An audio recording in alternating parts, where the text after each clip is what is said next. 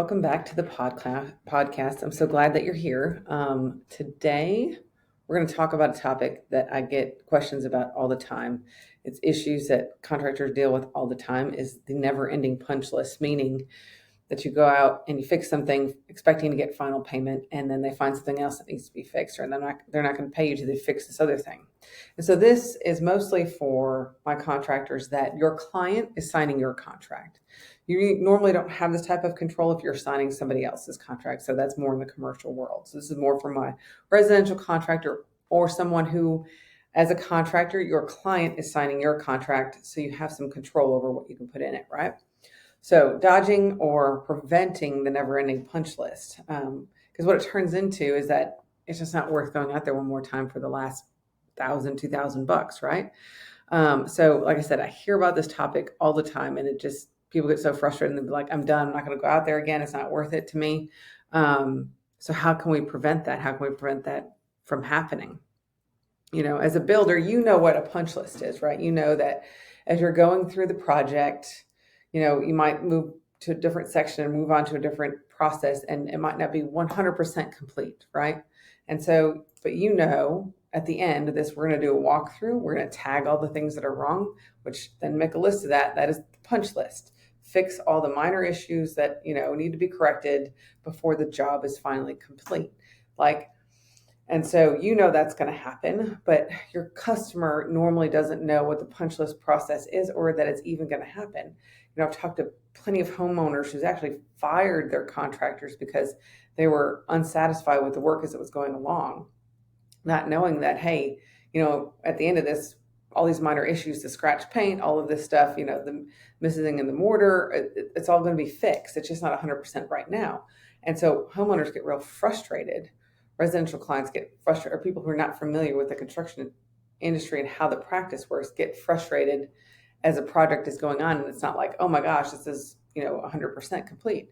And so you got to be upfront about what the punch process is and how it works, right? Just like any other type of issue that we want to prevent, and preventing issues is to manage expectations, right? How is this process going to work? What is it going to look like? So what we do is we put the punch process in the contract, right? And generally speaking, it's probably not enough just to put it in the contract.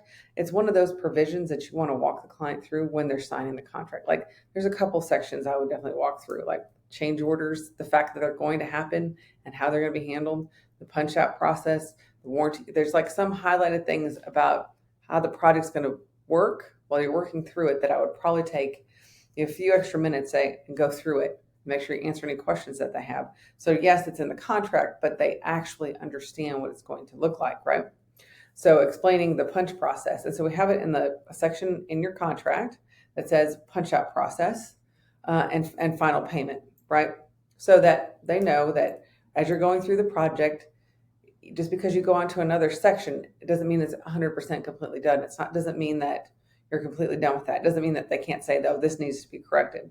So letting them know that that's going to be happening while you're working on the project, they can keep a little notebook, they can use blue tape, whatever, to keep their list of things when we're going through the punch out process, and the small things that need to be corrected, that they're already prepared. So you tell them, the punch out process is when we get towards the end of the project, we're going to do a walkthrough.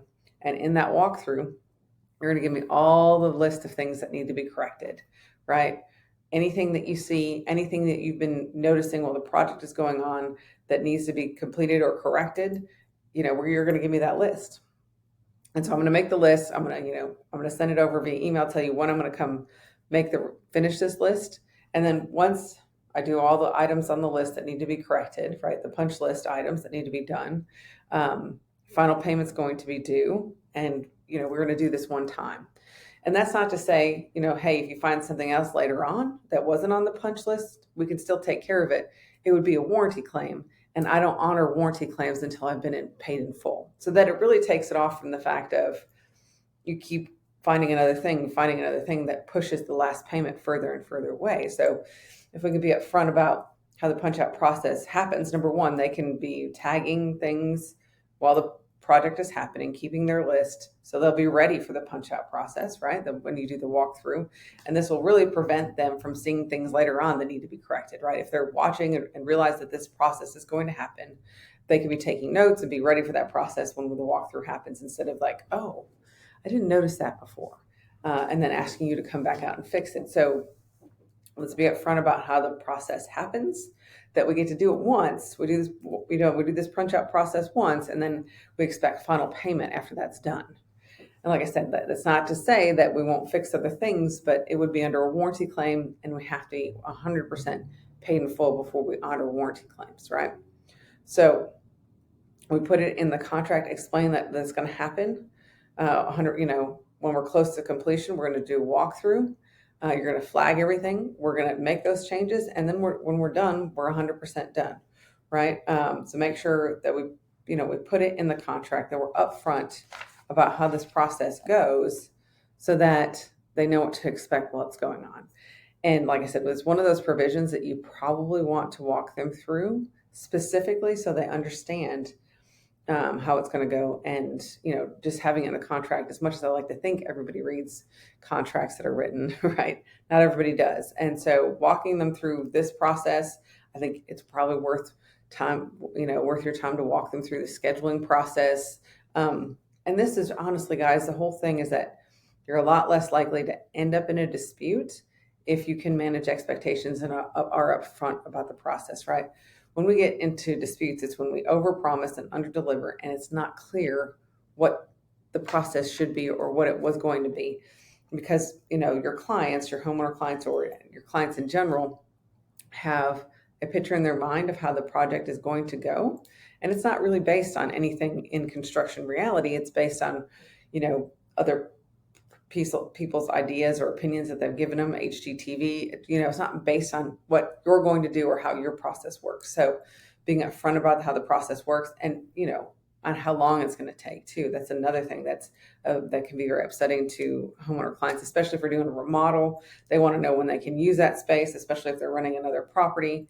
Whatever they can plan, but whatever date you promise them, that's what they're going to be looking for. So what I always tell my clients, as far as scheduling completion dates, go long, give yourself extra time. If you finish early, you're a hero. If you finish late, you're a zero, right? So make sure you give yourself plenty of time. Don't overpromise and underdeliver. That's where people get frustrated. And if they don't understand how the process works as far as schedules, change orders, and punch out process, that's really when we can get into issues. And then people obviously have to come talk to me about, okay, how are we going to handle this now that we're on the backside and everybody's pissed off, right?